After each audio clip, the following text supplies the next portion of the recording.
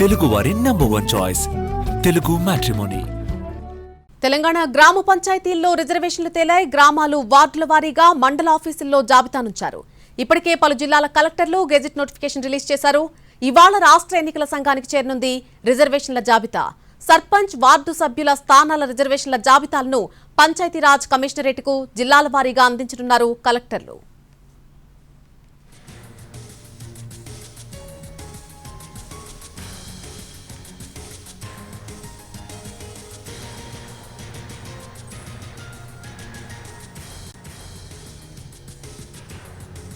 తెలంగాణ గ్రామ పంచాయతీల్లో రిజర్వేషన్లు తేలాయి. గ్రామాలు వార్డుల వారీగా మండల ఆఫీసుల్లో జాబితానుంచారు. ఇప్పటికే పలు జిల్లాల కలెక్టర్లు గెజిట్ నోటిఫికేషన్ కూడా రిలీజ్ చేయడం జరిగింది. ఈ రోజు రాష్ట్ర ఎన్నికల సంఘానికి ఈ రిజర్వేషన్ల జాబితా చేరబోతోంది. ఈ అంశంపై పూర్తి అప్డేట్ మా ప్రతినిధి సుధీర్ అందిస్తారు. వార్డు మెంబర్లకు సంబంధించిన రిజర్వేషన్ల కసరత్ అనేది ముగిసిందని కూడా చెప్పవచ్చు. నిన్న అర్ధరాత్రి వరకు కూడా దీని మీద కసరత్ అయితే కొనసాగించారు. మండల స్థాయిలో దీనికి సంబంధించిన కసరత్ అయితే పూర్తయింది.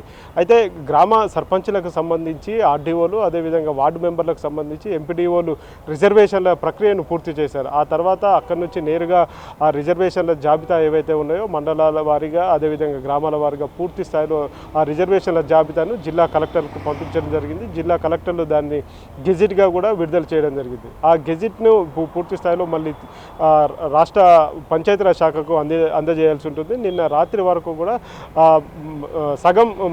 సగం జిల్లాలకు సంబంధించిన రిజర్వేషన్ల జాబితాలు కూడా పంచాయతీరాజ్ శాఖ కార్యాలయానికి అయితే చేరాయి.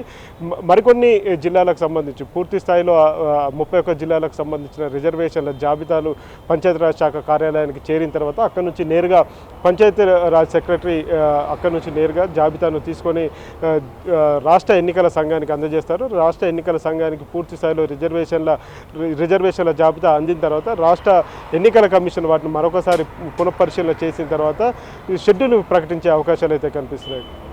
గతంలో ఇచ్చిన జీవోలు ఏవైతే ఉన్నాయో జీవో నెంబర్ 9 దానికి బదులుగా మరొకసారి పంచాయతీరాజ్ శాఖ జీవో నెంబర్ 46ను తీసుకురావడం జరిగింది. జీవో నెంబర్ 46 ఆధారంగా బీసీల రిజర్వేషన్లను ఖరారు చేశారు. 2011 జనాభా లెక్కల ప్రకారం ఎస్సీ ఎస్టీలకు సంబంధించిన రిజర్వేషన్లు, అదేవిధంగా 2024లో జరిగిన సమగ్ర కుటుంబ సర్వే ఏదైతే ఉందో సమగ్ర కుటుంబ సర్వే ఆధారంగా బీసీలకు సంబంధించిన రిజర్వేషన్లను ఖరారు చేయడం జరిగింది. ఈ లెక్కన చూసుకున్నట్లయితే గతంలో విడుదల చేసిన జీవో నెంబర్ 9 ప్రకారం దాన్ని ఏది కూడా పరిగణలోకి తీసుకోలేదు. కేవలం ఇప్పుడు మళ్ళీ విడుదల చేసిన జీవో ఏదైతే ఉందో జీవో నెంబర్ 46 ఆధారంగానే బీసీలకు సంబంధించిన రిజర్వేషన్లను ఖరారు చేయడం జరిగింది.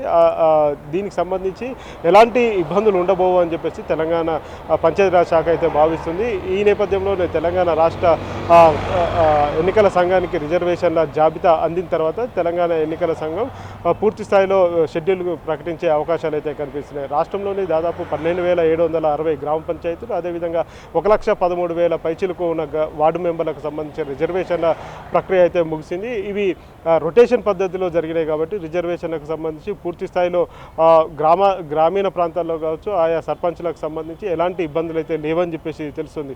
ఎందుకంటే గతంలో జరిగిన రిజర్వేషన్ల కారణంగా కొంత గందరగోళం అయితే జరిగింది. కానీ ఇప్పుడు అలాంటి గందరగోళం ఏమీ లేదు. గతంలో 2019లో జరిగిన ఎలక్షన్స్ ఏవైతే ఉన్నాయో గ్రామ పంచాయతీ ఎన్నికలకు సంబంధించి అప్పుడు ఏవైతే రిజర్వేషన్లు అమల్లో ఉన్నాయో ఏ రిజర్వేషన్లు మళ్ళీ కూడా ఇప్పుడు అమలు కాబోతున్నాయి.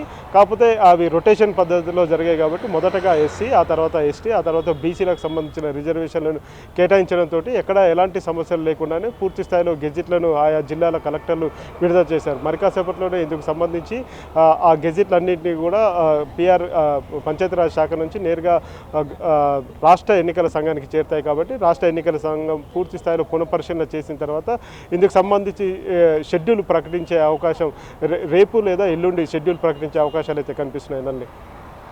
Right Sudheer, thank you for the live update.